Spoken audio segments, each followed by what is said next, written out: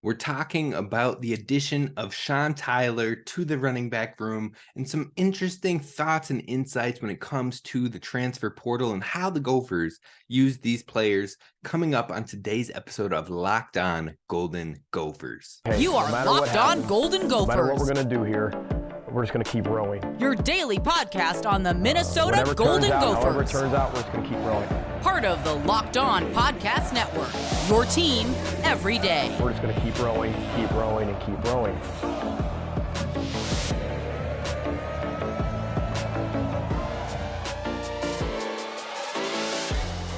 You're listening to Locked On Golden Gophers, part of the Locked On Podcast Network, your team every day. My name's Kane Rob, host of the podcast, former collegiate football video coordinator and recruiting assistant, here to talk Golden Gophers with you each and every day of the week, Monday through Friday. Now, today we're talking about the transfer addition, Sean Tyler to the Gophers, a running back entering a room that might be a little crowded now.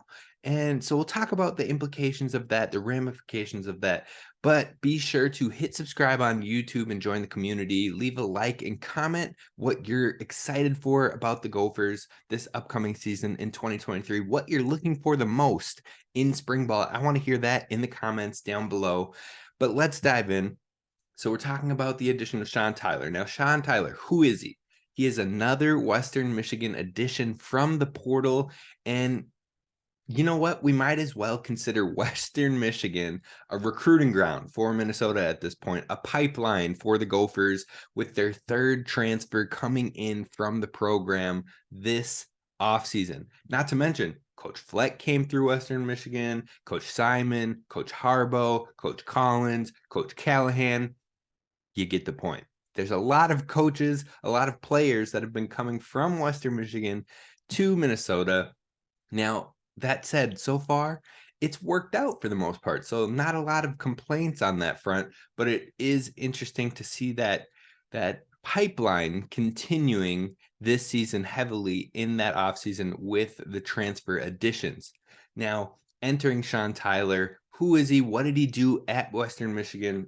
Well, he's a veteran running back. He joins a running back room with a lot of youth, a lot of talent inside of it, some returners, some walk-ons still.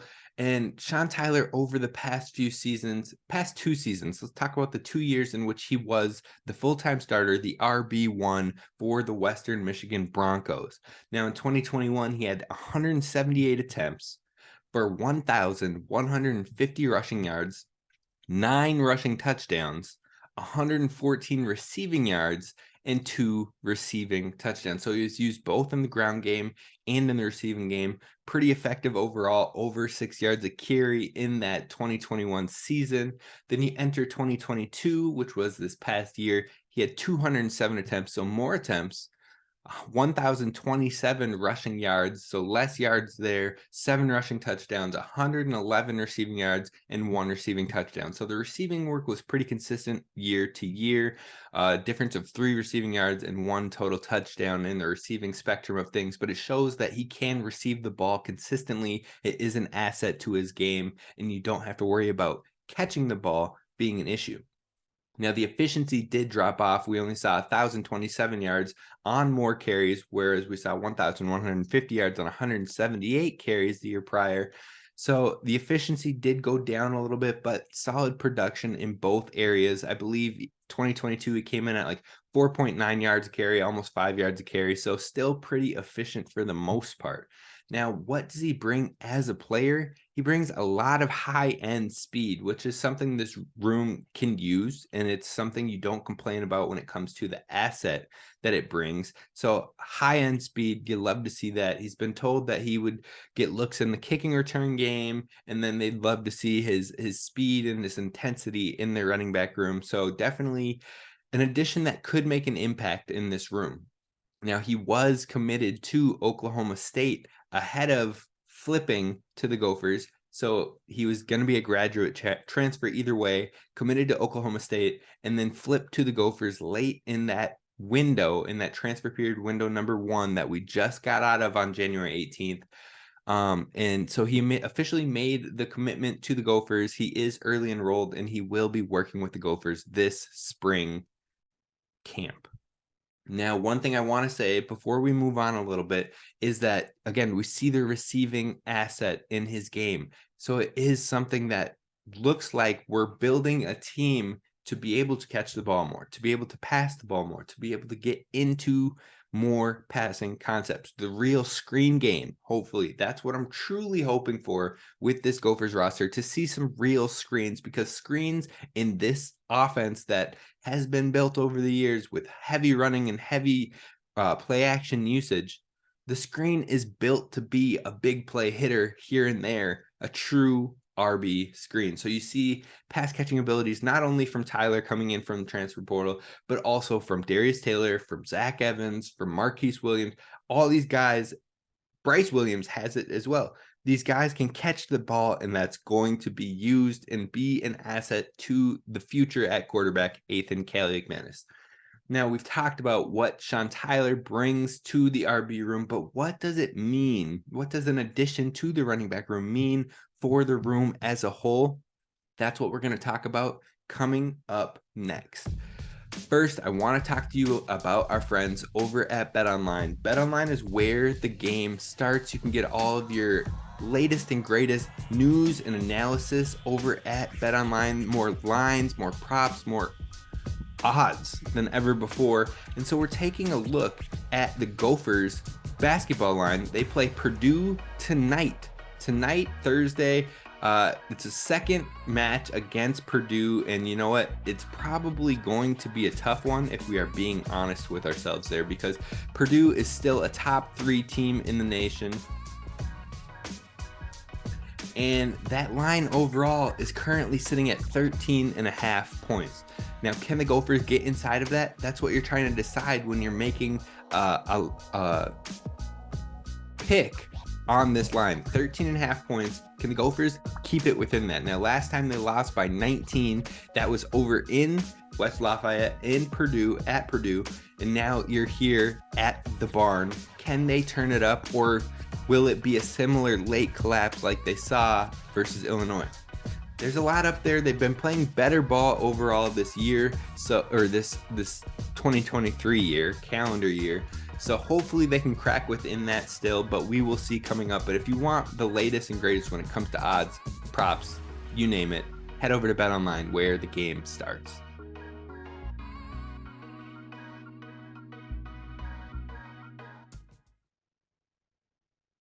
All right, Gophers fans, thank you so much for listening to Locked On Golden Gophers and making us your first listen when it comes to Gophers daily sports. That's right. We have episodes cranking out consistently and on the daily. Now, we may miss an occasional day here or there, but I always try to make it up, whether that be a double episode day or whether that be a Saturday show. We're going to find ways to make it up to get you those 5 shows a week. And you know what?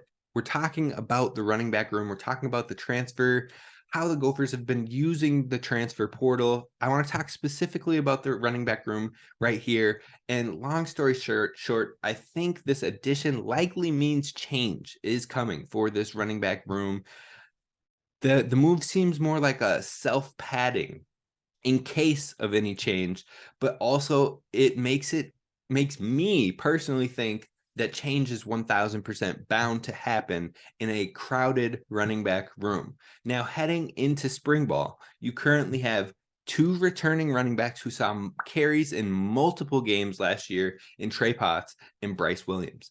Both of those guys, again, saw a lot of looks. They saw a heavy amount of looks the year prior before injuries to both of those guys. And so they have a lot of experience in this Gopher system. Then you have Zach Evans, who's returning. He just redshirted for his true freshman year, and he flashed in the spring camp.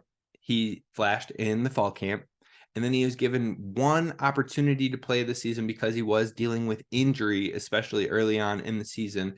And so due to that injury setback, he didn't really get looks this season, but he did get 1 opportunity in the Northwestern game late when we were blowing them out, and he looked like the next big Minnesota running back. He looked like this is a guy to get excited about. Mo even said he's the next great Minnesota running back. Mo said that. Now, Mo's not just gassing this guy up. He might be a little bit, like you're gonna do that for your teammates, but the talent is of that capability. The coaches had talked about that. Coach Burns had talked about how the ceiling is incredibly high for Zach Evans. Coach Shiraka had talked about it. Coach Fleck had talked about Zach Evans has special capabilities. It's just getting him up to speed.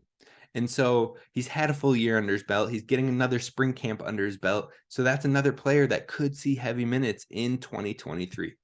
Then you add the additions of the 2023 true freshman class with Darius Taylor, highly coveted running back, commit 4-star guy, was wanted, recruited heavily down to the wire up to signing day by Wisconsin, Iowa, Michigan State, and even his home state. So Michigan State clearly still, but Michigan, the home squad, the team that's made the playoffs back-to-back, heavily put on the blitz at the end all the way up until signing day. He stayed to his commit here at Minnesota, and you have to think that that heavily means he'll at least get opportunities in year one. Got to think it, because in the transfer portal these days and kids wanting to get on the field and have the opportunity, it's hard to think that a highly coveted, highly touted prospect won't get opportunities and looks after warding off so many highly competitive interconference schools. Now, on top of that, you also have the addition of Marquise Williams in the 2023 class as well. And then finally, you have walk-ons who didn't look too bad in their opportunities in the non-conference games. So although Mo is leaving, I think this running back room shows that we could change to using maybe 2 to 3 backs more often in heavy usage throughout the year, as opposed to 1 to 2 with Mo Ibrahim and Trey Potts. Now, I have a hard time believing that 5 running backs will get good amount of opportunities in this offense, especially as we look to pass the ball more as well. So you've got Potts, you've got Bryce, you've got Tyler, you've got Evans, and early enrollee Darius Taylor. That's still a lot of depth in its own right. That's 5 running backs right there that could easily get looks and touches in a program like this. So don't be surprised if 1 or 2 hit the transfer portal in that spring second window. That's kind of where I'm at right now. Now, if that happens, I think it would likely be between Potts, Bryce, and Evans. And that all depends on how the spring plays out, how the reps play out, how they're feeling about themselves in this offense. Now, honestly, I wouldn't be surprised if you saw maybe Potts or Bryce or someone transfer to Kent State to continue working with Coach Burns. That wouldn't baffle me at any point. I honestly think that this Tyler addition could usher in that maybe some people have hesitations. Maybe. I mean, that first window is officially closed, so maybe if that was the case, you would have seen them hit the portal by this point, but we didn't. So again, don't be surprised if someone hits the portal, especially of those 3 that aren't coming in right now fresh to the program. Honestly, I think overall, you really hope that it's not Zach Evans who makes that portal decision, because I think that would leave a lot of feelings similar to what we just saw with Bucky Irving, a guy who looks to be the future of the program, looks to be a highly talented individual, a guy who could really put the team on his back and do some crazy things for the program, and heads out to another opportunity. Now, Bucky looked to be that future running back and left with NIL playing a large part, but also not knowing where the touches were 100% coming from, with Mo being back and other returners being back. So it's tough. But I think overall, this multiple running back depth really adds insulation to help if there's a blow from the transfer portal, to help bring veteran experience and a speed dimension that may not be present in the room prior to Sean Tyler joining the squad. So overall, I think it's hard to believe that highly touted running back like Darius Taylor, you don't get him some sort of reps in year one. Sean Tyler likely will be worked in the conversation. So then it just comes down to, do Evans, Potts, and Bryce get the reps that they want heading into this spring camp, or does that become a dividing factor?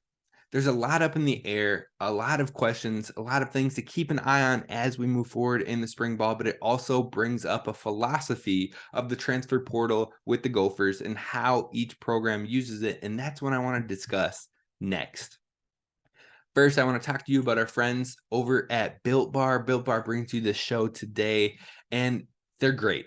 They're delicious. They're covered in 100% real chocolate. They're packed with protein, 17 grams, in fact, and it's a great snack, a great bar to tide you over meal to meal, whether that be breakfast to lunch or lunch to dinner, you name it.